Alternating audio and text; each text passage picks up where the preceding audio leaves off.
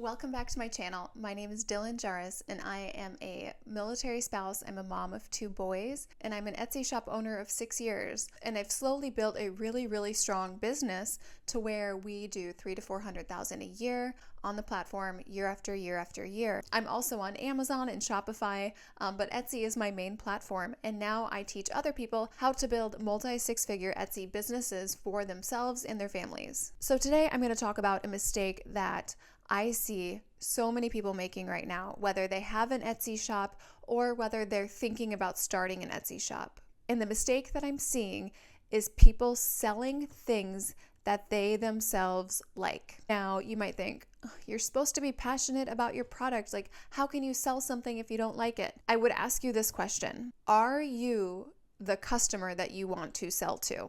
First of all. Second of all, are you the most profitable customer that you would like to have a business centered around? Are you your most profitable customer? Do you want to rely on people who are just like you to buy from you to provide for your livelihood? Do you want your customer to have your exact same spending habits? Would you say that you are an easy person to sell to? Would you say that you spend a lot of your discretionary income on things on Etsy? Are you the exact customer that you want to sell to? I'm going to tell you something that I don't tell many people, and that is that I would never buy what I sell. So I've been on Etsy for 6 years. I've served similar categories over the 6 years. I have been in the same phase of life as many of my customers. However, I have never been my customer. I really wouldn't buy what I sell. I honestly wouldn't even use what I sell. I really wouldn't. If you know me and you know my shop, you'll know that I am absolutely not my customer. And clearly I have a lot of things that I sell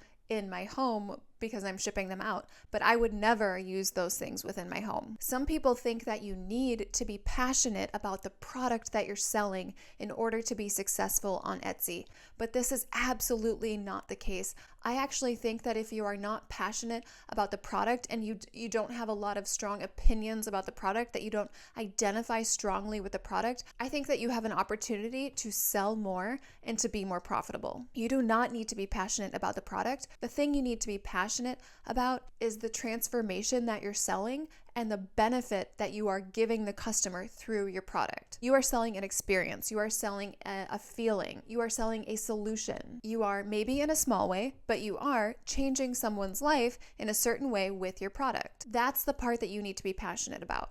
We need to focus on the end user and how their life or something about their life will be transformed by your product versus focusing just on our product itself. So for example, I sell a lot of home decor in my Etsy shop, and I have for 6 years now. Now, I would never in a million years have that home decor in my house. Okay, so I am a minimalist. I love throwing things away, well, donating them. I am a minimalist to the core. I do not have things on my walls. I believe in my entire house, which is about 2,300 square feet, there is one thing on the wall. Nope, there's 2 things on the wall. So part of this is because we move a lot being in the military, but the other part is that I really thrive in a very minimalist environment. I really like things to just feel clean and some would say sterile, but I just find it peaceful when there's not a lot of clutter to look at. So my designs, the things that I sell on Etsy, are very over the top. They're very intricate, they're very detailed. There's a lot going on in the design. I would never hang that on my wall or put that in my home, but I know my customer really well, and I know they love it. So my customer, I have chosen a premium customer. This is someone who is not price sensitive. They spend a lot of money on a transformation or on a vision that they want to execute. This customer enjoys transforming their space, and it means a lot to them. They're willing to pay a lot to do that. So this customer is looking for a big transformation in a space in their home. I am selling the transformation. I am selling the solution to achieve the vision they have for their space. When they buy my product and they're able to transform their space to become the vision that they want, that they had in their mind, this makes them feel really good and accomplished and like they're taking care of their home and their family. The emotions that are tied to this transformation for my customer are very high. I know this sounds crazy. I have figured this out through trial and error over the last 6 years. So I'm not selling a product. I am selling a solution to accomplish someone's vision. I provide the exact benefit and solution that they are looking for. So if you want to become a successful Etsy shop owner, you need to take off the artist hat, take off the designer hat, separate yourself from the product a bit. You need to put on the business owner hat. So try to remove yourself a bit from your preferences, remove yourself a bit from the product itself, actually. And we're going to focus less on the product that you're making and more on the customer who's paying. So we're focusing less on the product you're making and shifting our focus to be on the customer who's paying. This is key in building a successful multi-six-figure Etsy shop. I gave you the example about how I would never buy what I sell on Etsy, but let's say you are a car person. Now, I'm not a car person, but let's say that you really like cars and you like fixing up old cars, and you drive a car that is, 20, 25 years old.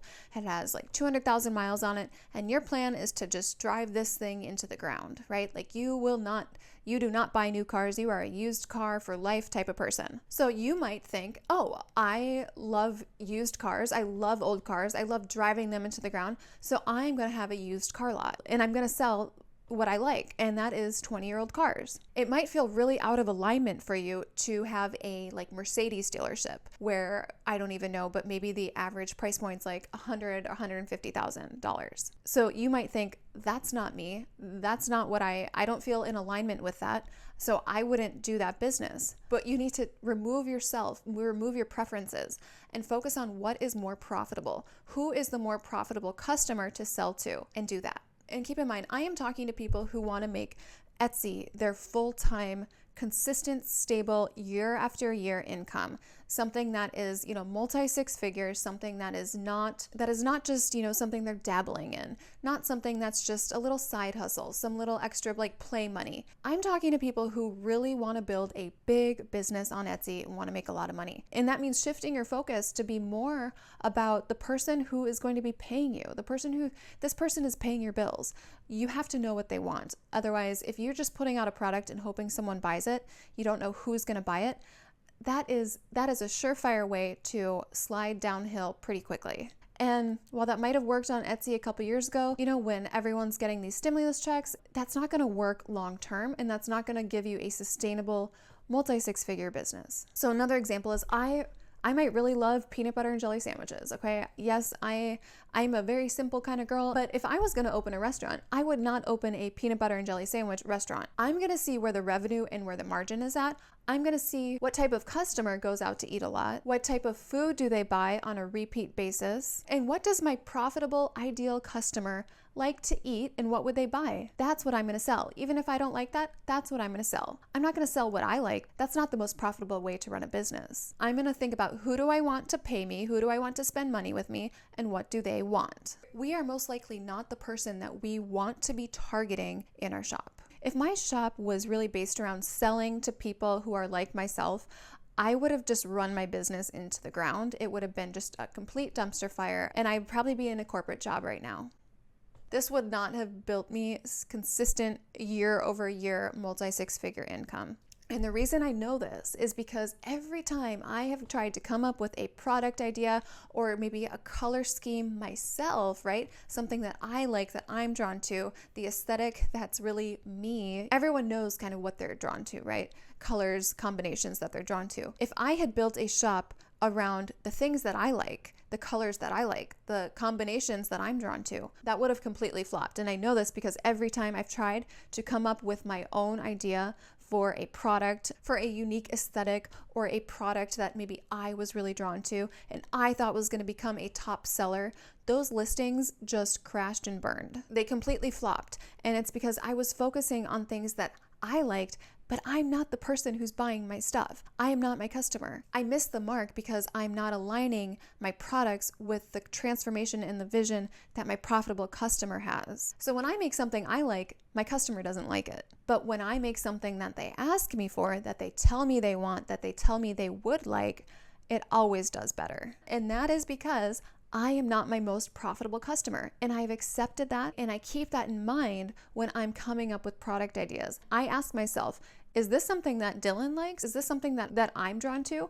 Or is this something that my customer is leading me to? There's a really big difference in that. And the longevity of your business and the profitability of your business is really going to hinge on this difference. So this is one of the biggest pitfalls I see happening with Etsy shops. A lot of people will reach out to me and say, I don't know what's going wrong. I don't know why this isn't selling. When we get stuck in the cycle of making things that we like, that are our aesthetic, that reflect our preferences, we are really putting a ceiling on the profitability of our business. We can't focus more on what we like than what our customer likes. So I'm not saying, your taste sucks, or, you have terrible style, or your aesthetic is no good. Nothing like that. I'm simply questioning how much money you will make if you limit your shop and your offering to the things that you like. If you focus solely on your personal preferences instead of the customer's preferences, what opportunity are you leaving on the table? How much money are you leaving on the table? So I have always said, you could give me any type of product and I will sell it. Give me, metal pipes, give me shoelaces, give me apples, I will sell it. My whole background before Etsy was in e-commerce.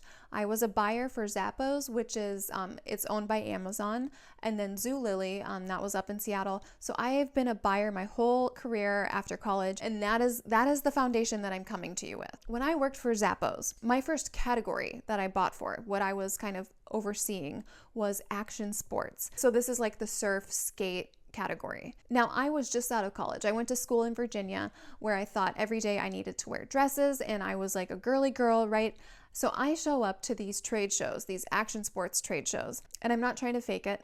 I'm being authentic to myself. They think they're going to meet Dylan, who they probably think is some guy who is probably like a skater or surfer who totally gets their aesthetic. And then I walk up to meet my vendors and I introduce myself and they look me up and down and they're thinking, oh boy, this is our buyer from Zappos.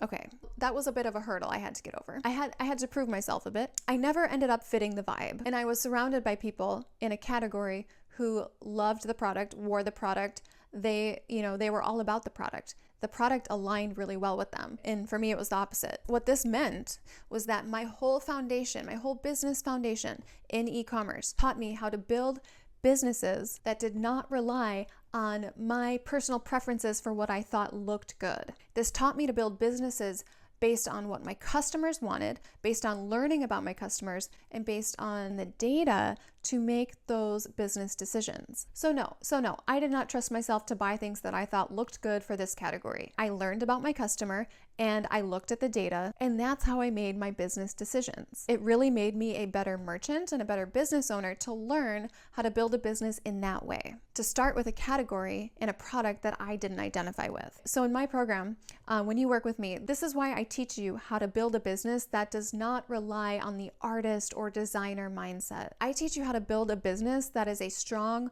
multi-six-figure business that gives the people what they want. I walk you through this step by step, and when you do this, you end up with an Etsy shop full of market leaders and full of things that your customer aligns with and wants. So you have a shop full of things that people actually want, not just products that you think people might like, but you don't even know who you're selling them to. So my entire training teaches you how to do this because this is not intuitive. And this teaches you how to become a resilient business owner. It's going to give your business so much more longevity this way. One of the biggest reasons for this is because you're not relying on your own creativity.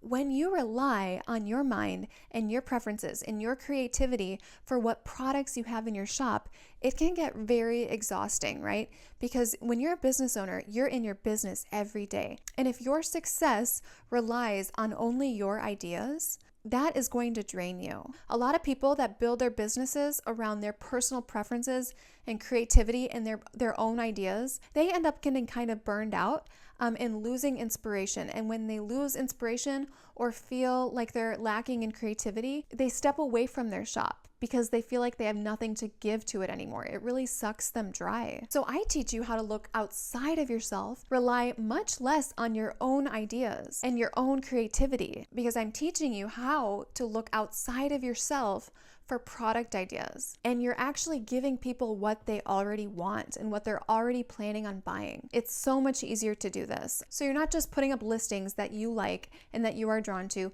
and hoping that someone else likes it too. What we're doing instead is we are looking to the customer first, and then the product second, and we're focusing more on that transformation and the solution that we're providing for the customer than the personal preferences that we've infused to a product that was our idea without having the customer first in mind. This is the foundation of my whole program. So everything I teach you in the program really builds upon this, and I walk you through how to do this for your specific business. I truly believe that this is why I've had a sustainable Etsy shop that has done $300,000 to $400,000 a year after year after year, okay? This is how I've sustained that level of business. This method and this process is a very resilient way to build a long-term business. If you want to make a lot of money on Etsy, my training and my methods, they're a little different than some of the other programs and things that you'll see out there. You know, this isn't about niche down, right? This is really about looking outside of yourself for what is going to be the most profitable customer and product for your business. So it's a lot less being in your own head, and it's a lot more looking outside of yourself and listening to what people actually want and looking at the data. So if you are interested in this method, and if you are really looking to have Etsy become your long-term, stable, consistent, more than full-time income, I'd love to talk to you more. Ultimately, I want to work with people who really need to make this happen, where they are determined to make this happen. They don't see failure as an option. Also, follow me over on Instagram. I post over there daily. And if you have not subscribed, please do so. It really encourages me to keep making videos, and I'll see you in my next one.